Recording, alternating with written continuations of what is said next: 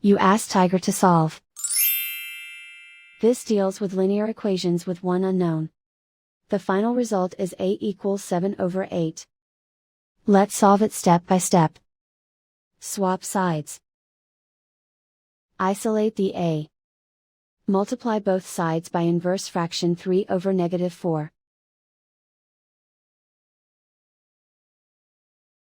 Move the negative sign from the denominator to the numerator.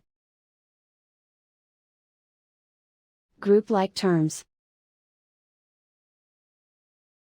Multiply the coefficients. Simplify the arithmetic.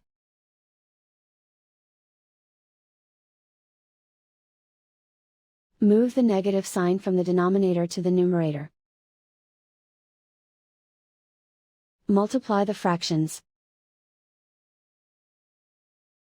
Simplify the arithmetic.